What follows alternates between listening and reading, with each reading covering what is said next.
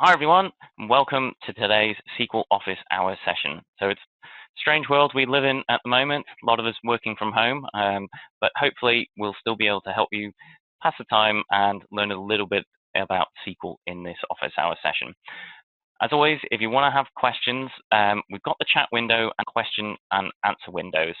So it's better if you use the question and answer windows because then everyone can see it and we can actually have a little bit of a thread about what's going on. That's better, but you can put things in chat. I'll be keeping an eye on that. Today, slightly different session. If we go back to my slides and we go, yeah. So today I'm really excited that we will be having with us Dani Schnider, who's one of our newest Oracle ACE directors. So congratulations, Dani. And he's here going to be talking about horror SQL queries, or how you can take things which look absolutely crazy and make them look a little bit nicer and hopefully make them faster as well, which is something a lot of us care about. So Dani is a senior principal consultant at Travadis, where he's been quite a while, and he's very, common speaker. He speaks fairly regularly on the user group circuit and has given several Travadis training courses. He's also a great author, fantastic. He's written a couple of books, Data Warehousing with Oracle and Data Warehousing Blueprints. So with that, I think I shall hand it over to you, Dani. So hello, Dani. There we go. Yeah. Hey. Hello, everybody. Okay, I'll stop sharing, then you can take over. Yeah. So welcome, everybody, to this virtual SQL Horror show. I'm talking about horror in the next couple of minutes or in the next hour, but just to be sure, so it's not this kind of horror. I think we have a lot of horror news at the moment, so that's not what I'm talking about. This session, by the way, was planned before all this stuff went on, so it was always planned to be a virtual session. Okay, I'm talking about this kind of horror.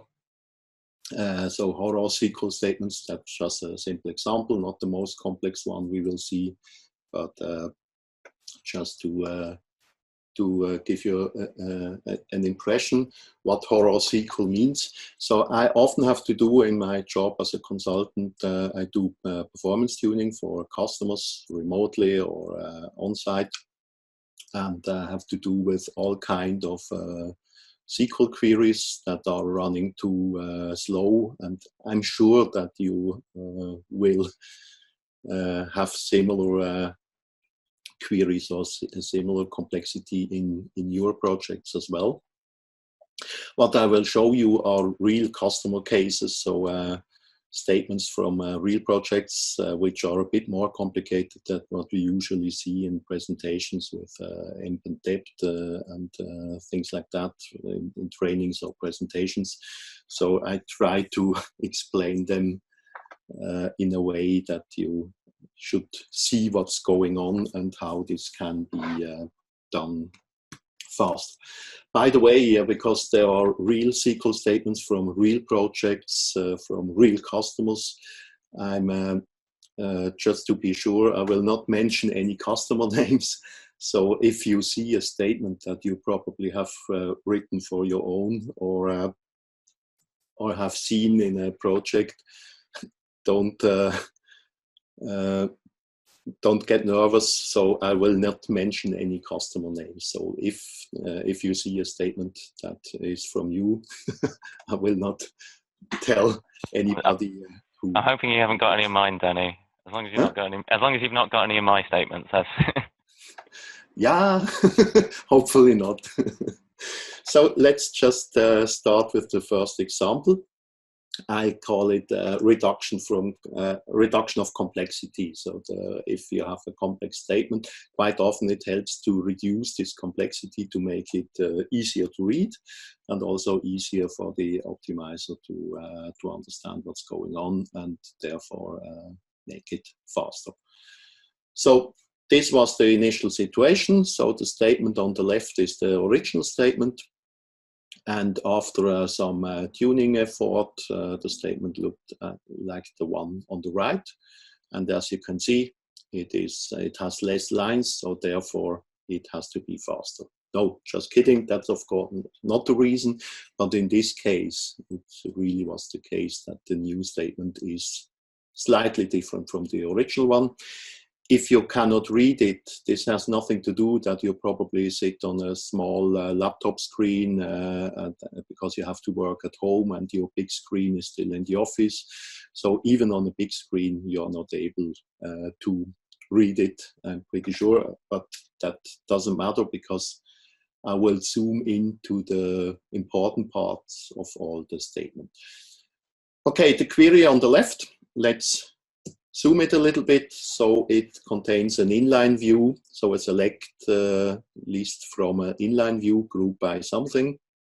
And the inline view contains three different subselects combined with a union. And here there is already a typical problem that we often see. Does anybody see it? What the reason is? So now I have the problem. I cannot see the chat. But yeah, I've got my own chat. So if anyone can spot what might be the issue with the query on the right, just type a keyword or whatever. Yeah. Be the problem. Let's see if we've got any people paying attention today. Oh, someone's saying union. Yeah. Okay. Exactly. So what the problem here is the combination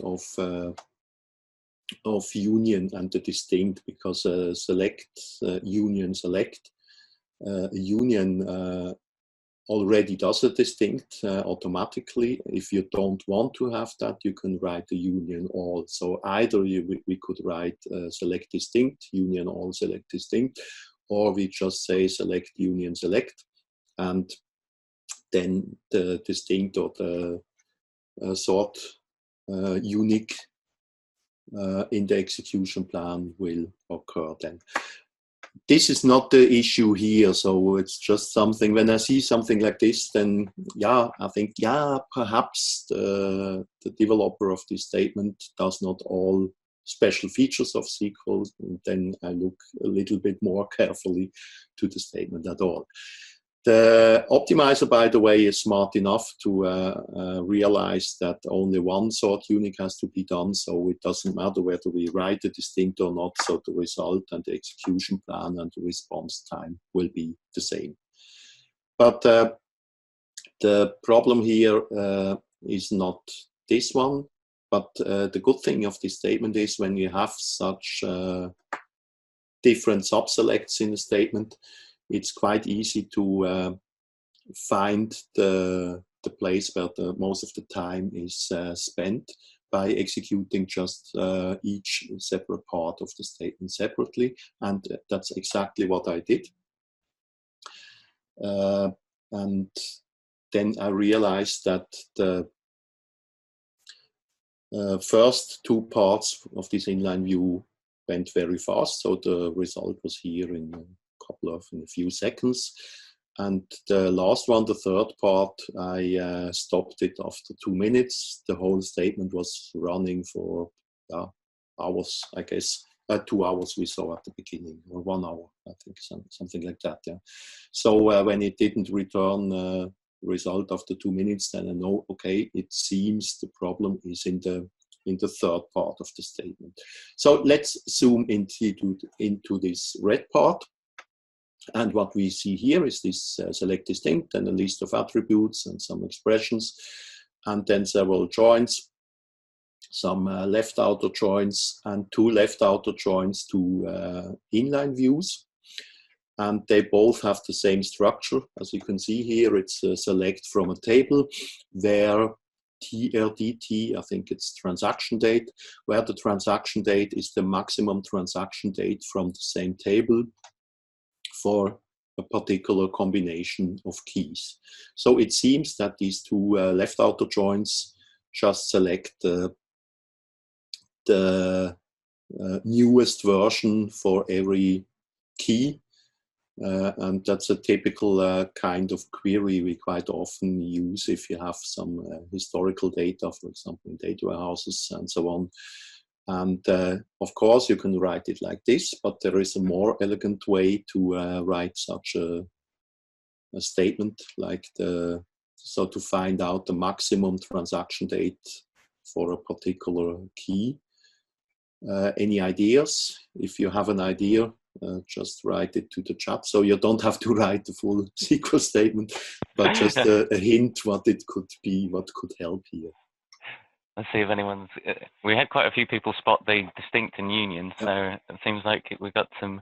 By the way, is my camera still online? Or? Yes, we can still see you. I can still see you. Yeah, so because I cannot see myself. And, it's always a bit confusing, yes. Mm-hmm.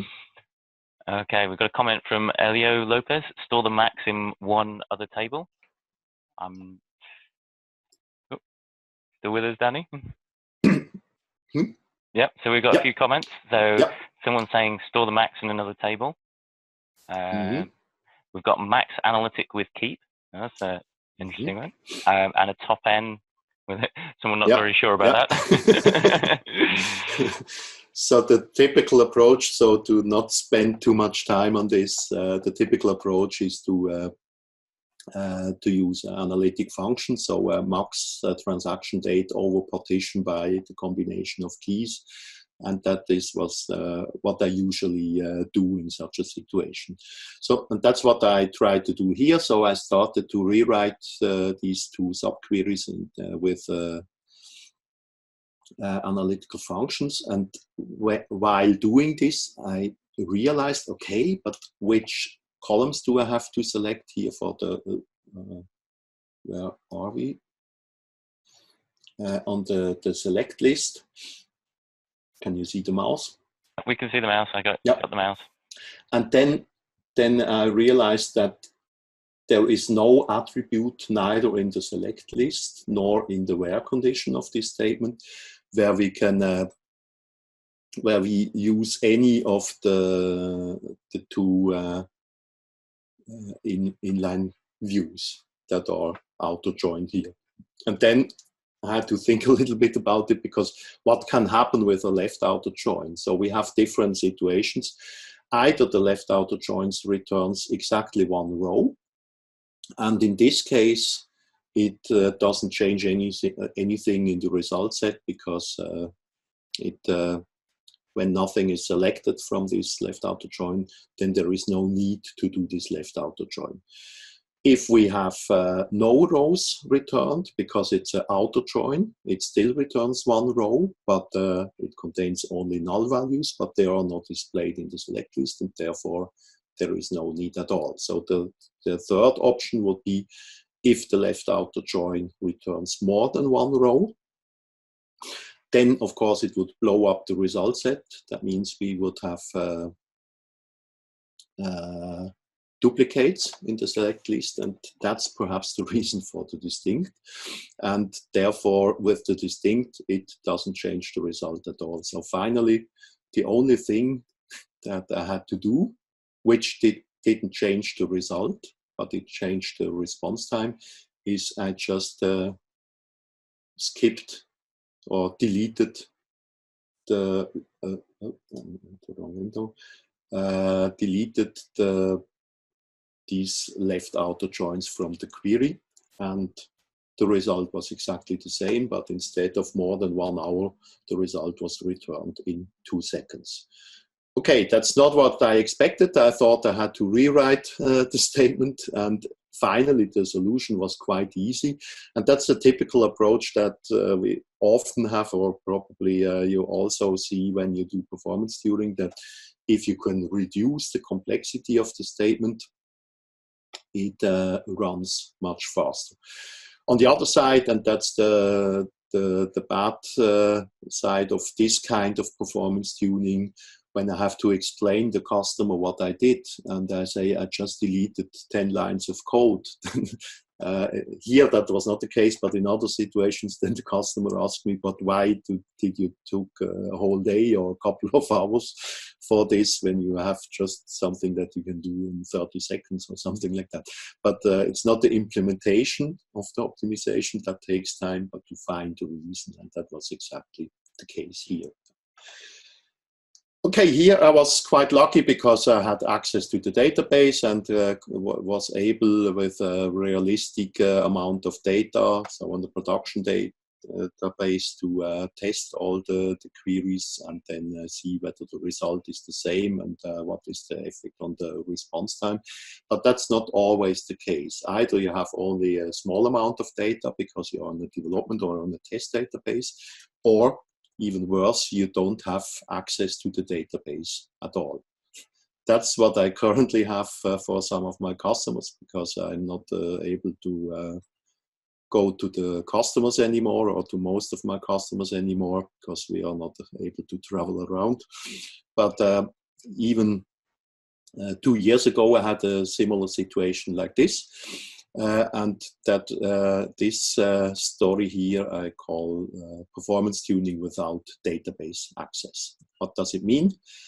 I got an email from a customer. I realized this morning when I looked at these slides again, so it was exactly 2 years ago, so it's the same date as today, but in 2018 and not 20. The customer name is not the real customer name, so I replaced it, but the rest of the email is the original query. That's why it is in German, but even if you don't understand German. So the customer just asked me, "Hi Dani, we have a problem with the following statement. Do you have an idea what we can do here?" And then this SQL statement.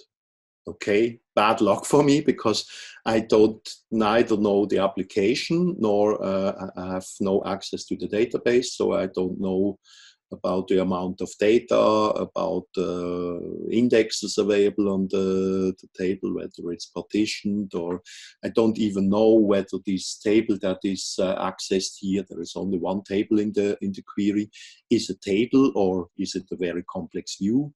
I have no clue.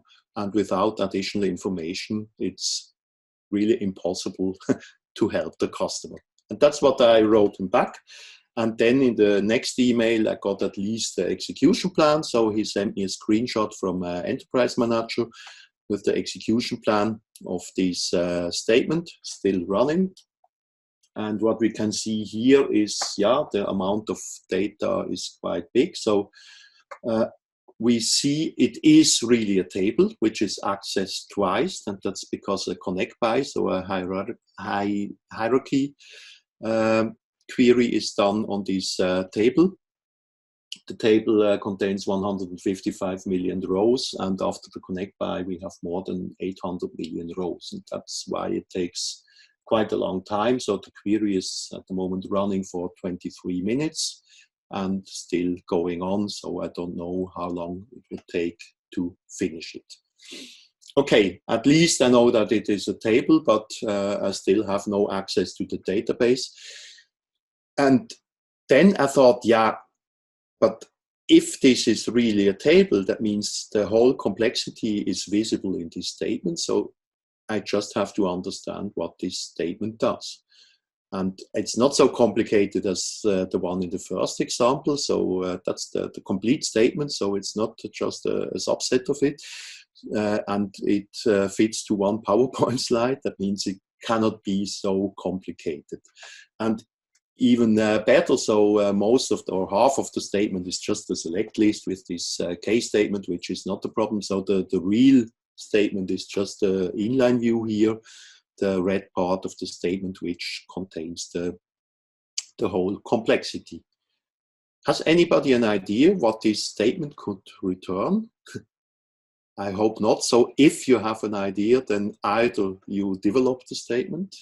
I don't know. I haven't seen the person on the attendees list, or you read my blog post I wrote 2 years ago about this case, or you are just a genius when you can see it within a few seconds what this statement does.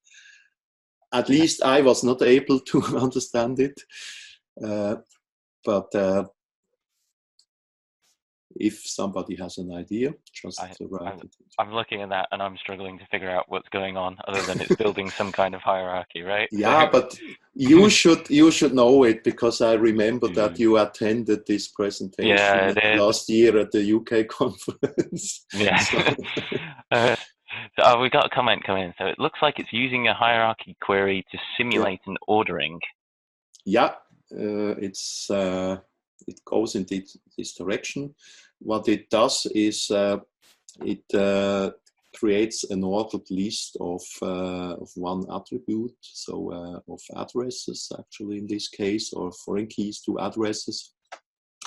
But I couldn't see that. So finally, because I had no access to the database, but I knew it is only one table and we can build a hierarchy on it.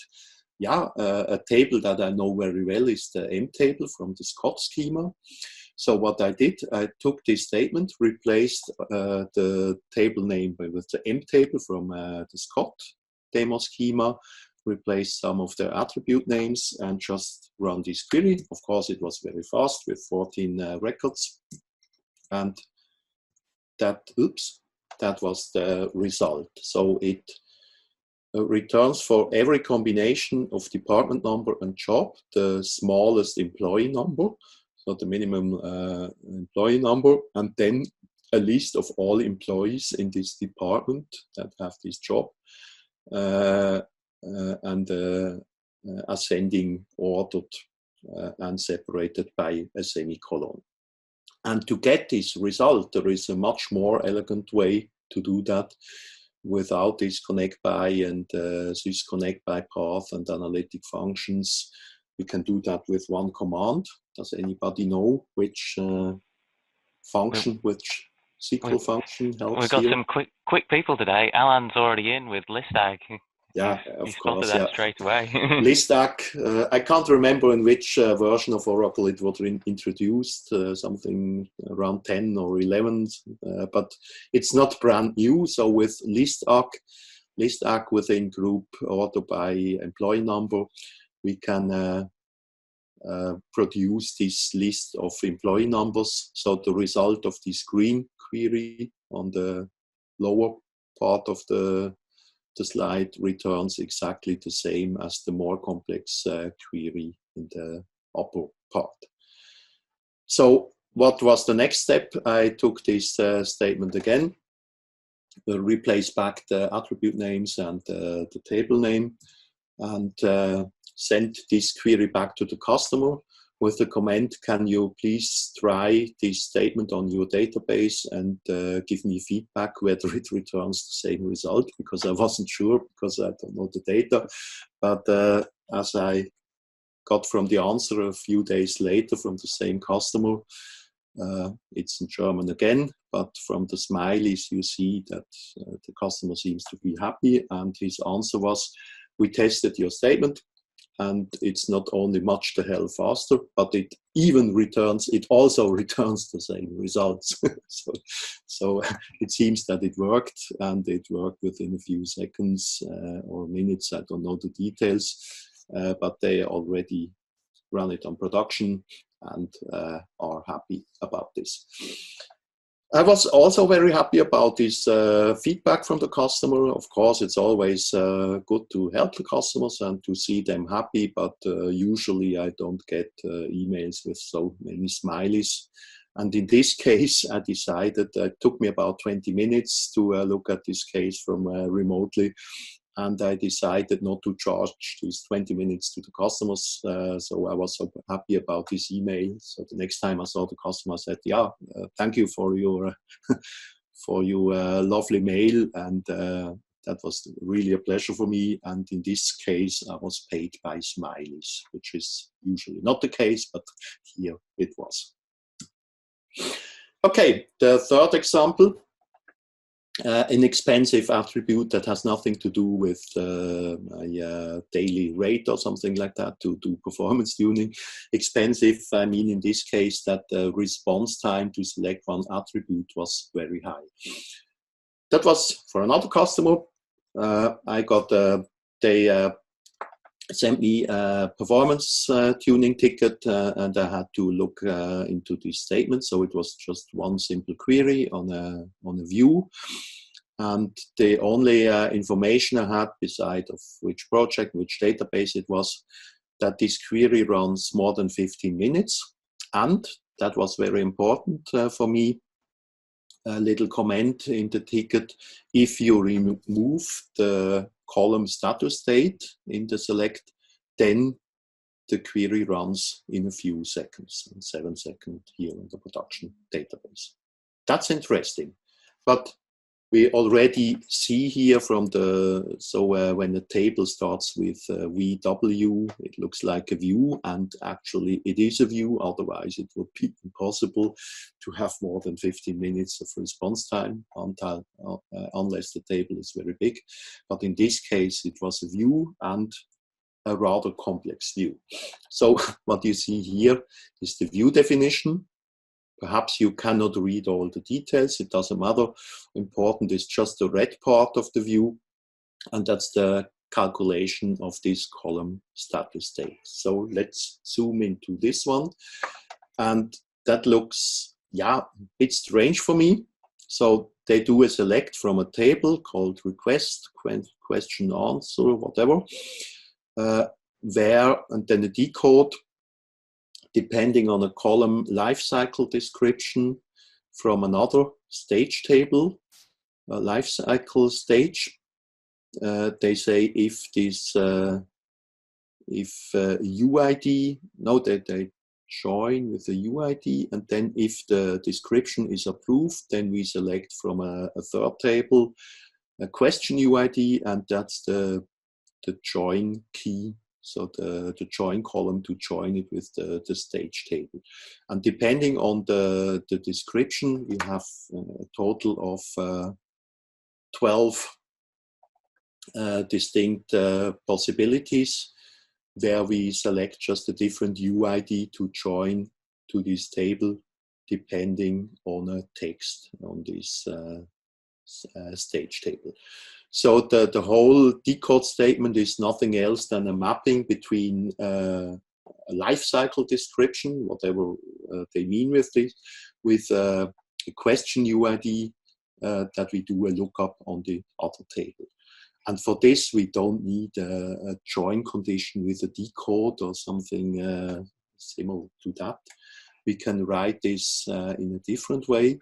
And after analyzing it a bit more in detail, I decided to do this lookup in a with statement at the beginning of the statement, where I just joined these two tables, and the join condition, which is still a bit uncommon here, is a case statement that for all the 12 combinations I just read and different where conditions in these subqueries, I select the description then and can join then on these columns. And then later on, so the red part in the original view are replaced by a join on this with statement.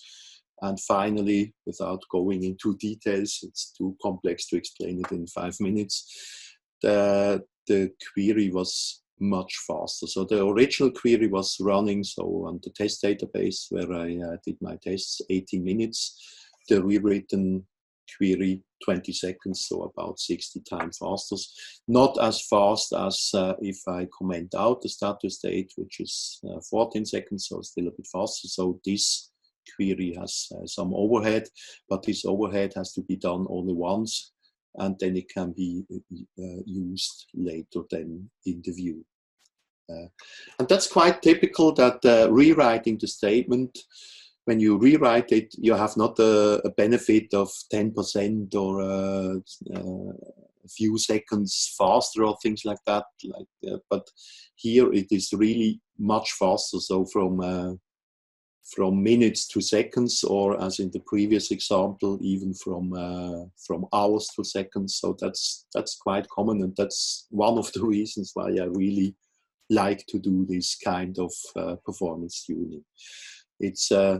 It's hard work in some cases, as you will see in one of the next examples, but it's always a very nice situation when you see the result, that it is so much faster than at the beginning. Quite often it's just one reason for the poor performance, but sometimes it's a combination of multiple reasons. And this is the fourth example I will show you. I call it Make It Faster Step by Step. Similar situation than the previous one, query on a view. The query looks very simple. It's a select from a view and a filter on a particular accounting date, so only one date is selected, and this select runs for more than 2 hours. So once again, a real performance issue.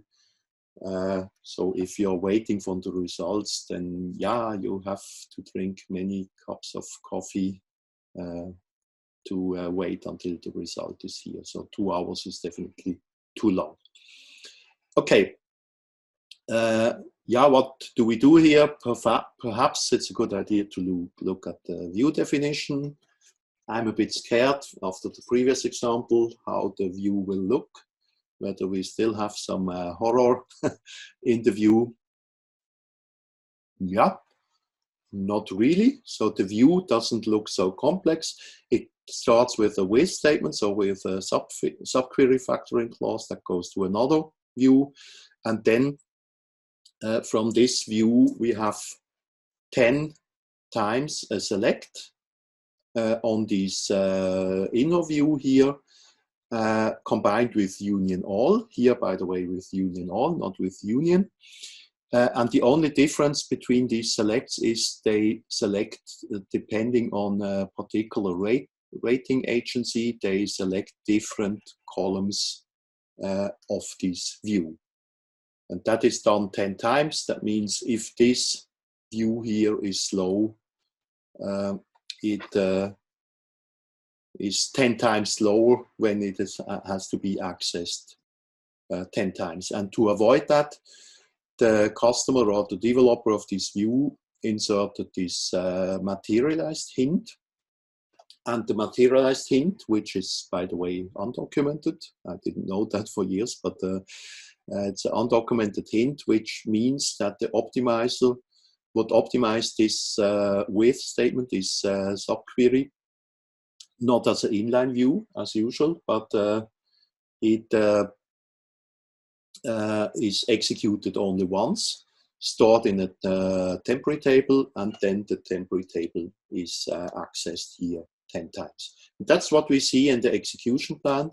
The first part of the execution plan is a so-called temp table transformation. That's the execution of the part within the with statement. It is load as select, so it is inserted into a temporary table, and this temporary table is then accessed 10 times.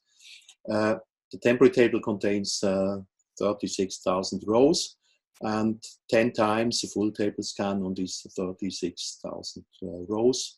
That was not the real problem here in the statement. That takes a few seconds, but to build this temporary table, so the first part here of the execution plan, that took a very long time. So the problem seems to be in the inner view at the very beginning, so in this view here, and that's what we see here in the execution plan. So we access two different fact tables, both partitioned, both accessed twice with a union or union all.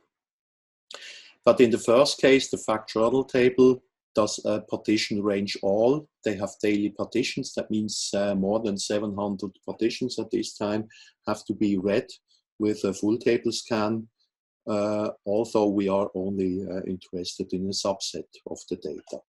And in the second case, another table, here we have a partition range iterator. We don't know here at the moment how many partitions have to be read, but at least not all of them, and it seems that an index can be used in this case. So the problem seems to be the red part here. So let's go into the view definition, and here it's quite obvious, because for both tables the partition key is accounting date, and this accounting date is selected here and is used in the where condition to restrict that they have from another table, the min date, they select only, I can't remember, the last 30 days or last 100 days or something like that. And in the first part of the query, they use a different column of the table, accounting timestamp, which is the same as the accounting date, but including the times part, which is not needed, and therefore they do a truncate on it. So they're just interested in the day part. But I don't know the reason. I don't know the history of this application, but for any reason they have an accounting date and the accounting timestamp, and the accounting date contains the same information as the timestamp, but without the time information. So I don't know whether they have both fields and why they use then accounting date as the partition key. So the only thing I had to do is, of course, I compared the data on the production database to be sure that it really contains the same date, which was the case. And then the only thing I had to do is to replace the column in the select list, and especially in the where condition, to select accounting date. And because this is the partition key, that means partition pruning worked now for both of the tables and for all 4 subselects in this union here. And after that, the result of the query was returned in 29 minutes, so half an hour instead of more than 2 hours, 4 times faster. Yeah, not too bad, not too bad. Are you happy with this? So just write yes or no into the chat, and then Chris will give me a few results. Let's see what people. So we went from over 2 hours to about half an hour. That's right. Yeah, some people. Mark saying yes, or someone saying we can do better. Rafu probably could be better. That's what I wanted to hear, because that's what I also thought. Half an hour is still a long time, but especially because the partition pruning we do is just the partition pruning of the last 30 days or something like that. But actually, we are in the query, we were interested just on 1 day, and the accounting date in the original statement on the view is exactly this accounting date that is selected here, and that is the partition key. But because of the materialized hint, they read all the 30 days and select the result 10 times. So the next thing I tried out is I replaced this materialized hint with an inline hint, which is the opposite. That means in this case, I tell the optimizer to do an inline view. That means whenever we do a select of this with statement, the statement is executed again. And because we have not 30 days now, but only 1 day, the result is 30 times faster. So we have only 1 minute left instead of 30 minutes. And of course, it still has to be executed 10 times, but that is faster because now the partition pruning works on only 1 daily partition on both of the tables, which is much faster than to read the newest 30 partitions. Are you happy with that? Same question again. So let's say, oh, we do have a question come in. What happens if you don't use the inline or materialized hints? In this case, the optimizer would decide to do a temporary table, because that's what usually done, because the optimizer thinks, okay, I have to access the query 10 times. And therefore, it's in most of the cases, it's faster to do it this way. And that's the typical behavior that the optimizer decides to create a temporary table. But actually, these 10 times select on the view and the union all is not needed. I told you at the beginning, the only thing I do is I select different columns of the view depending on the rating agency, and this can also be done in a slightly different way. Do you have any ideas how this can be done? See if anyone can see how else we might be able to do this. I think the thing you're saying with when we remove that hint is it basically the optimizer decides, isn't it? And it Yeah, often will turn it exactly. into That's the what we table. usually should do. Yeah. Okay, we've got a comment from Rafu. Pivot. Rafu says pivot. Pivot.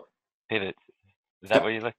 Yeah. Yeah, almost. Yeah, it's not pivot. In this case, it's on pivot. I always have to think about it, but we can do this on pivot statement, and then, as you can see, we can remove the hint, because in this case, the optimizer has to read the view only once, and then it decides itself to use the faster execution plan. And here I like this example because it's yeah, as you can see, because from 1 minute now, it's only 5 times faster, because we still have a little bit of overhead because of the on-pivot stuff. But now we are on 12 seconds, because the select has to be executed only once. And then on the result, the on-pivot is done to change the columns in the rows into columns, to display it. No, the other way, the columns into rows. So yeah, because of the on pivot, and that's the reason why we can execute it only once, and therefore it's 12 seconds now. Okay.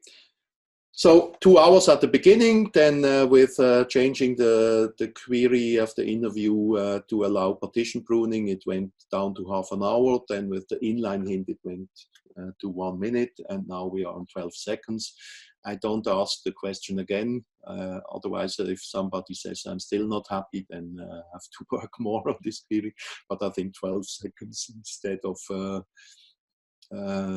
120 minutes, 600 times faster. So I think that's not the worst situation then. And the customer was happy then with this result. And by the way, so there were only a few changes we had to do in the view. So actually 3 changes in 2 views. So it's not that we had to rewrite the whole application. Sometimes it's more complex to rewrite the whole application. And sometimes it's not only about SQL. So also with PL SQL, we can have performance issues, especially when we have a combination of SQL and PL SQL statements. And this is the last example I want to show you. It's called the PL SQL journey. The initial situation was a load job procedure that loads several tables in a data warehouse with different names. So there were more than these, but the information I got from the customer in this case, that this procedure to load all these tables runs more than 1 hour, because it is executed quite often. That is too long. 1 hour can be okay for a load job that runs during the night or something like that. But if you want to run it every hour or something like that, or you have similar jobs like this, it is definitely too slow. Okay, I remember I had a Skype call with one of the developers of this application. And then he explained me a bit more details, and because it's quite a complex application, he said, okay, this procedure here, that's the one that takes most of the time. So we decided that I start with this one. So one of these local procedures that is called runs for 36 minutes to populate 1 table. This is the procedure that is called. Do you see anything that you don't like to see in an ETL job? Or what could improve the performance here? Oh, so yeah, interesting. Let's see if anyone's got any sharp eyes still. I'm a data warehouse guy, as you saw in the first part of, so in the introduction slide of Chris. Yeah, exactly. I can't see the chat, but Okay, so we've got a couple of things coming. So Matthias saying better Yeah, truncate, exactly. and Hans saying truncate, not That's delete. that Yeah. was my first thought, because a delete on a big table can take a while, and perhaps it's better to do a truncate and then an insert, and the insert can probably made faster with the insert append, so a direct path insert. But actually, that was not the problem here, because as I saw, the insert, so this procedure only inserts 11 rows into the table, and the delete of 11 rows, that's nothing. So that's not that doesn't make a difference whether it's a delete or a truncate. And by the way, it's not the delete is not because the developers didn't know about the truncate statement. They did it on purpose, because the first two procedures you see here, they load two global temporary tables, and then all other procedures read the results from these temporary tables. And if we would do a truncate does automatically a commit, and after a commit the data is gone. So the whole load job runs within one transaction. So they had a good reason to do a delete instead of a truncate. But in this case, the problem must be something else. So if an insert of 11 rows takes more than takes 36 minutes, then the problem is not the insert, but the select. So it seems that we have to take a look at this view. Oh no, once again, a view. So let's see what we see here when we go to the view.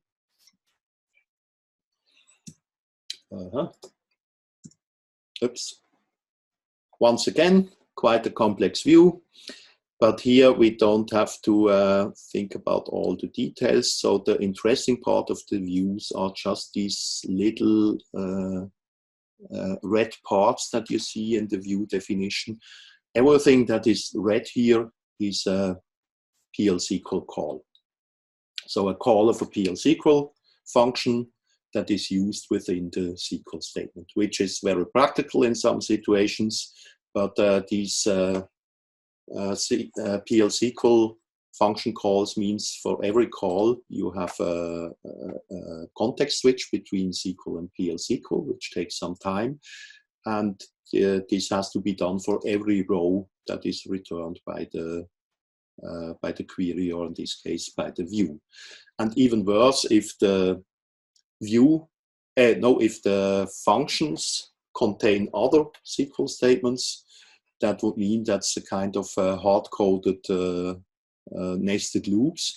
And that was exactly the reason here. When we look into the details of this view, we have 8 times a function called BRO72, whatever it means, 4 times another function, 3 times, and 2 times, so a total of 12, 15, 17 function calls for every row that is returned in the view.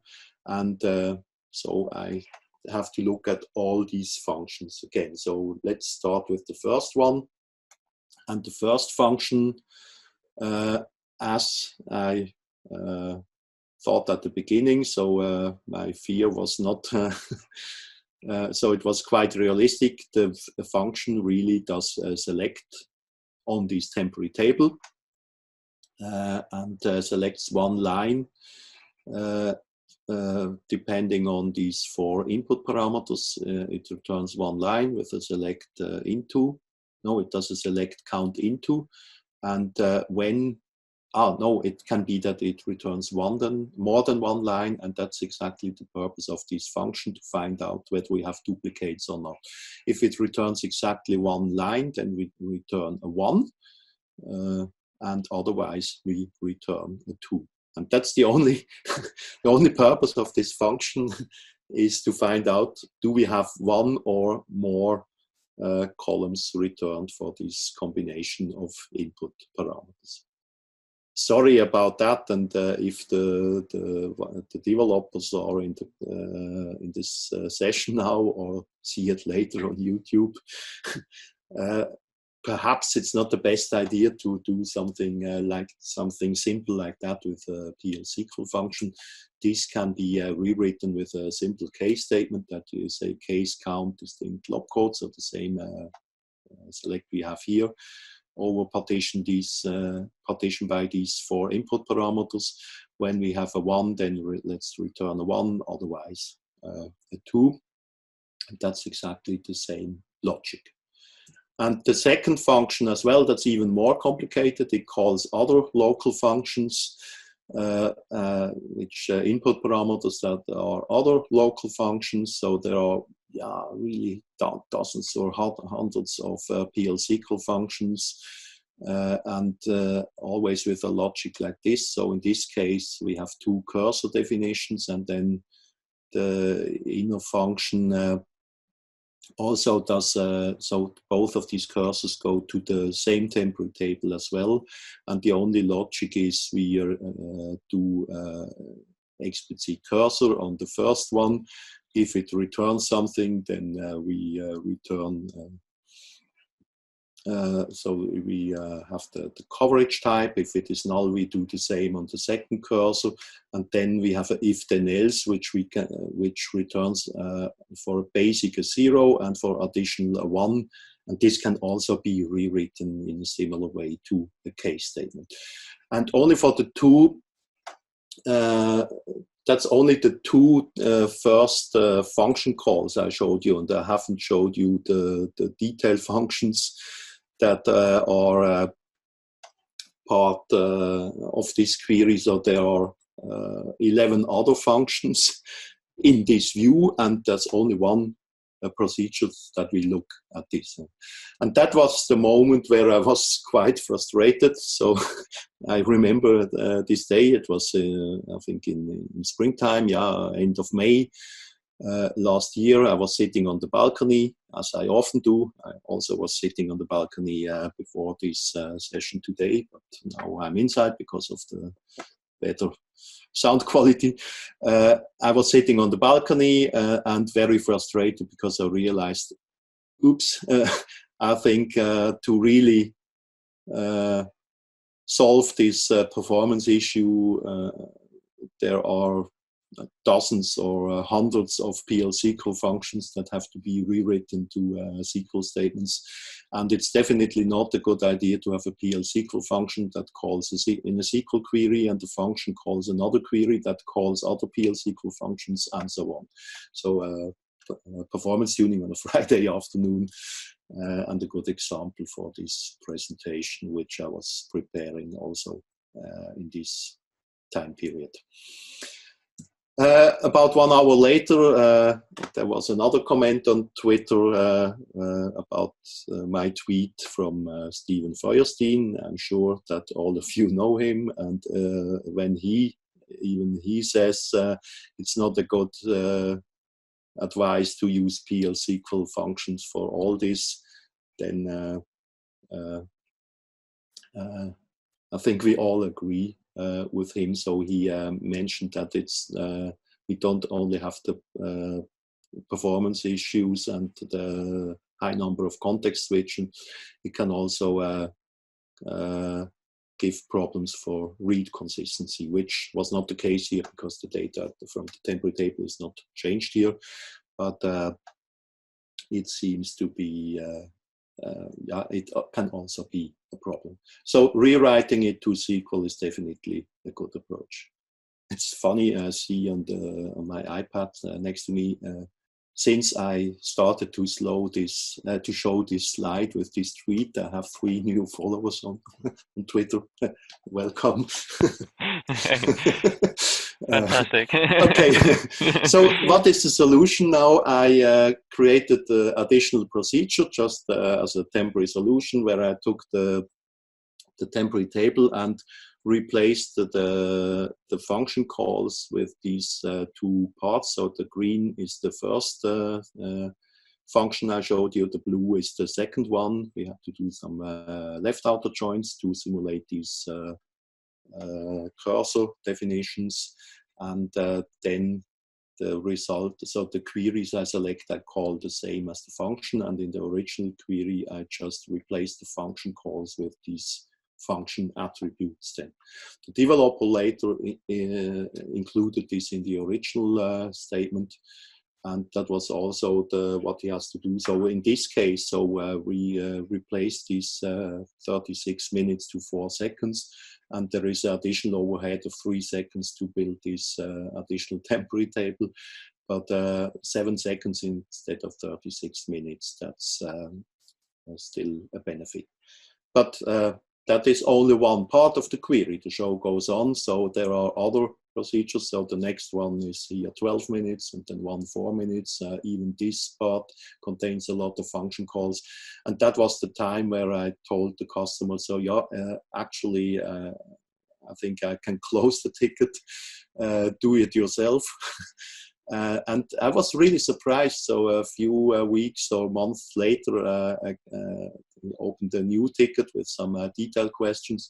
And in the meantime, I don't know whether it was only one developer or the whole development team rewrote the whole stuff and was able now to run it in a much faster time. So the problem seems to be solved now. A few weeks ago, I'm still working for this customer. I will work next week for this customer again remotely. And then I got another ticket. They have similar problems with a procedure called load RR6 tables. And then I said, okay, here is the ticket and here is the link to my presentation. So do it in the same way. It's not my job to rewrite the whole application, but it can be done in a similar way that I showed you just now. Okay, we are just in time. Yeah.